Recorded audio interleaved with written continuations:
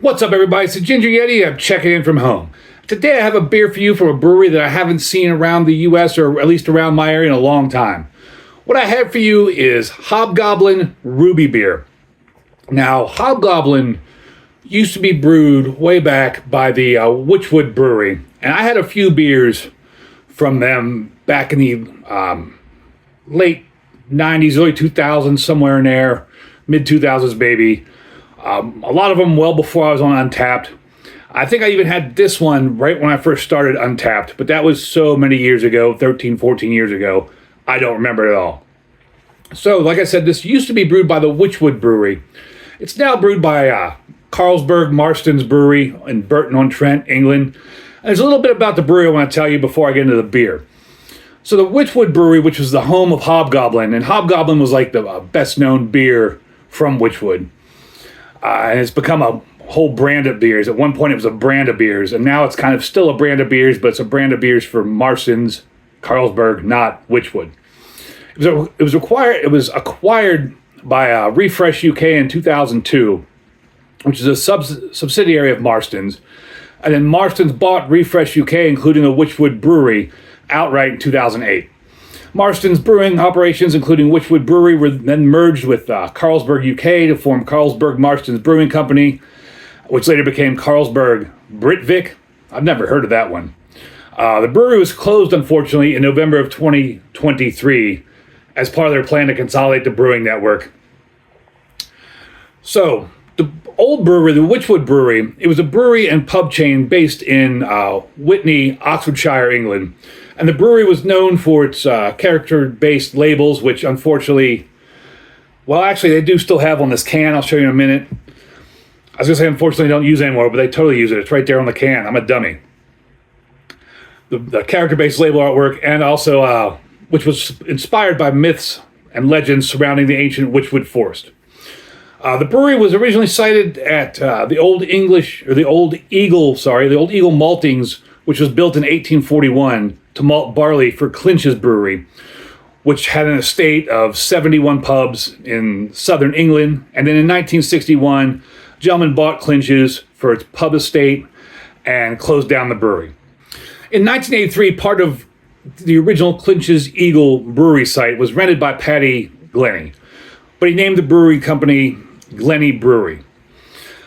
Then, in exchange for a debt from Paddy, Chris Moss took over after Paddy Kenny moved away, and in 1990, the Eagles renamed the Wychwood Brewery after the ancient Wychwood Forest, which borders Witney. At the same time, the brewery moved to the Two Rivers Industrial Estates, which is still in Witney. And then, later on, it was moved back to the original location. So, on to the beer, right?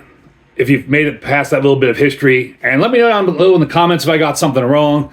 A lot of this stuff I take from the internet, from Wikipedia, whatever, just to learn a little bit about the brewery. So if I got some of that wrong, let me know down below.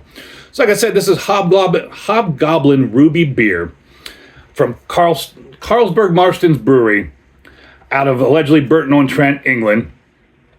And I'm not sure what this is, really. Untapped and Beer Advocate both say it's an ESB, but then why would you call it a Ruby Beer? However, on Untapped, it does say that Ruby Beer is traditionally brewed to produce a wonderfully well-balanced blend of smooth, rich, and satisfying flavors using chocolate and crystal malts, combined with a refreshing, crisp bitterness from Styrian, Goldings, and Fuggle hops. I didn't realize that. I didn't realize this was ESB. I thought this was going to be some sort of fruity beer. I mean, you name the beer Ruby Beer. I expected it to be like some sort of fruity beer, maybe a raspberry type beer, but apparently it's not. And like I alluded to a minute ago or 5 minutes ago, if you're still here, there is that character still in the can there. Pretty cool looking character. I paid $3.49 for this from Ross Beverage. Surprisingly, it is still in date. It says Best By July 8th of 2026. This is only 2025. On the side of the can, there's not a whole lot to speak of here. It's 4.5% alcohol by volume, 500 milliliter. That's everything on the can. And I've spoke long enough. I am very thirsty.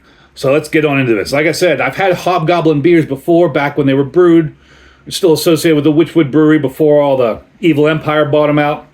So I'm excited to try this one. We'll get on into it. On Untapped, this gets a 3.40 with 202,000 check-ins. Beer Advocate was an 85 good with 2,778 check-ins. And since it has that many check-ins, I'll give you the aggregate score, and it is a 3.77 on Beer Advocate. And again, like I said, I expect this when I bought it to be some sort of fruity whatever beer, and it's absolutely not.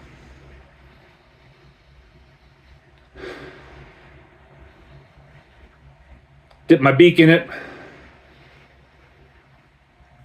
A little bit of malt and just the faintest little wisp of possibly chocolate in there. Maybe my mind's deceiving me.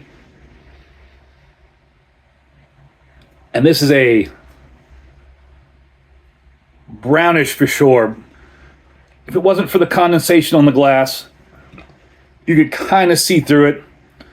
Just like actually it's like a ruby brown. Maybe that's why this is a ruby beer. It's a ruby brown, like kind of a brown ale ruby brown.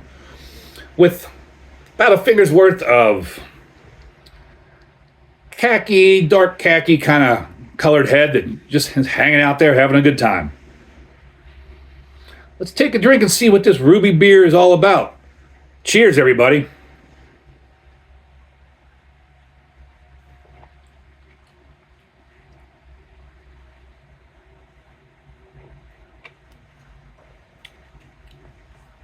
Light bodied.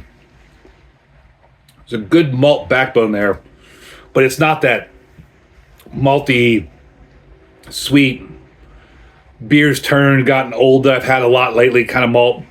It's the proper malt flavor.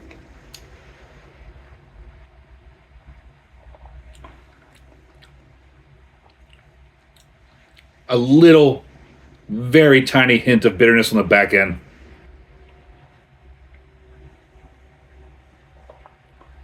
It is crisp. It's light. That malt flavor is really, really good. I don't know about... There's another flavor. And I'm leaning towards saying it's kind of a chocolate flavor, but it's so nondescript, subtle kind of... You could convince me it's chocolate flavor, but I wouldn't outright say there's a flavor of chocolate in this.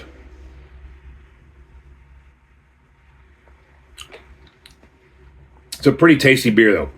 Easy to drink. I don't know if I even mentioned it, but it's 4.5% alcohol. Obviously don't notice that. Tasty beer for sure. I could sit around and session these all day. I could crush a lot of these. It's nice to have a beer that's not over-the-top malty, hoppy craziness. Just a well-balanced, easy-to-drink beer. If you're looking for a well-balanced, easy-to-drink beer, you wouldn't be going wrong with this one right here. Especially a beer imported from England to the United States.